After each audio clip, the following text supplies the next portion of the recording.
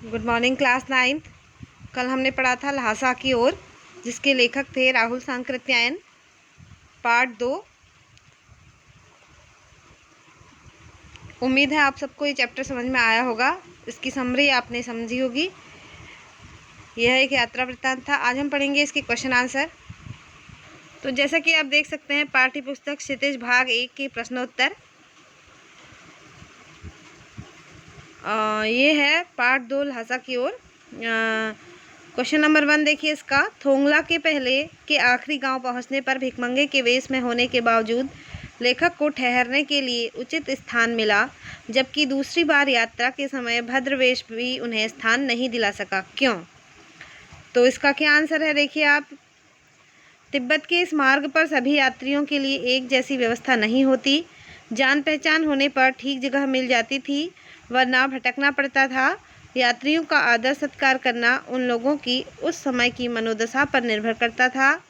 शाम के 6 बजे के बाद गांव के लोग छंग क्या होता है, मदिरा जैसा पेय पदार्थ पीकर होश में नहीं रहते थे। इसलिए वे अंतर नहीं कर पाते कि यात्रियों ने कैसे वस्त्र पहन रखे हैं या किसके साथ कैसा आदर सत्कार करना चाहिए।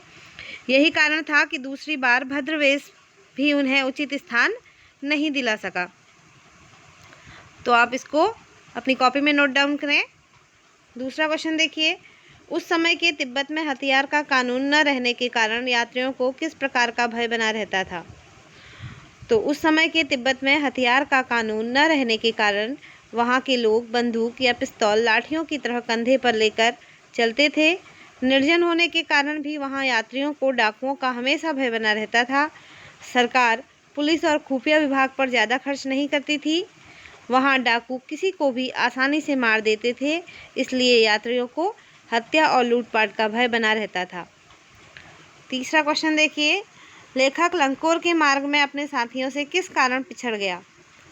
लेखक लंकोर के मार्ग में अपने साथियों से इसलिए पिछड़ गया क्योंकि वहाँ का रास्ता क्या था, ऊंची चढ़ाई का था, और जो घोड़ा मिला था वह भी सुस्त था एवं धीरे धीरे चल रहा था।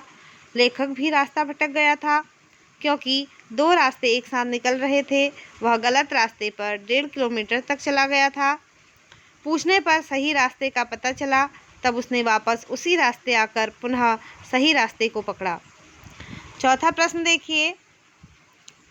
लेखक ने शेखर विहार में सुमति को उसके यजमानों के पास जाने से रोका, परंतु दूसरी बार रोकने का प्रयास क्यों नहीं किया? अब इसका उत्तर देखिए। लेखक ने शेखर विहार में सुमति को उसके यजमानों के पास जाने से रोका क्योंकि उसे वहां लगभग 1 सप्ताह लग सकता था और लेखक के पास उतना समय इंतजार करने के लिए नहीं था। परंतु दूसरी बार इसलिए नहीं रोका क्योंकि लेखक को बुद्ध वचन के अनुवाद की मूल्यवान हस्तलिखित पोथियां मिल गई थी, जिसका अध्ययन लेखक एकांत में करना चाहता था, जैसा कि हमने चैप्टर में पढ़ा था। अब देखिए इसका 5वां प्रश्न है। अपनी यात्रा के दौरान लेखक को किन कठिनाइयों का सामना करना पड़ा था? उत्तर देखिए। अपनी तिब्बत यात्रा के दौरान लेखक को अनेक कठिनाइयों का सामना करना पड़ा। जैसे लेखक को भिखारी के वेश में यात्रा करनी पड़ी। रास्ते में वह अपने साथियों से बिछड़ गया क्योंकि वह रास्ता भटक गया था। अपना सामान उसे स्वयं पीठ पर ढोना पड़ा। अधिक ठंड और कड़ी धूप का सामना करना पड़ा। लौटते समय ठहरने के लिए अच्छा स्थान नहीं मिला। छठा क्वेश्चन इसमें देखिए। प्रस्तुत यात्रा वृत्तांत के आधार पर बताइए कि उस समय का तिब्बती समाज कैसा था? प्रस्तुत यात्रा वृत्तांत के आधार पर उस समय का तिब्बती समाज खुले विचारों वाला था। वहाँ किसी प्रकार का सामाजिक भेदभाव और छुआछूत की भावना नहीं थी। स्त्रियों में पर्दा प्रथा जैसी रूढ़ियाँ नहीं थी। वे धार्मिक चिन्ह गंडों, मंत्र पढ़कर गांठ लगाया हुआ धागा में विश्वास रखते थे। अपरिचित व्यक्ति भी घर के अंदर तक जा सकता था और अपनी चाय बनवा सकता था। वहाँ के निवासी शाम 6 बजे के बाद छंग पीकर मस्त रहते थे। छंग यानी कि मदिरा जैसा जो पेय पदार्थ होता है। अब क्वेश्चन नंबर 7 देखिए। मैं अब पुस्तकों के भीतर था, नीचे दिए गए विकल्प में से कौन सा इस वाक्य का अर्थ बताता है?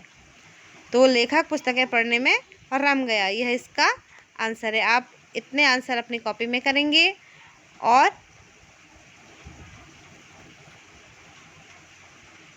देखो मिलते हैं हम अगली वीडियो में। तब तक आप इन क्वेश्चन आंसर्स को करिए।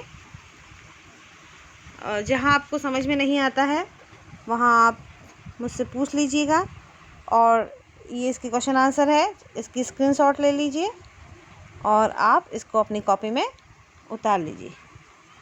ये देखिए, ठीक है बेटा। ओके बच्चों, गुड बाय।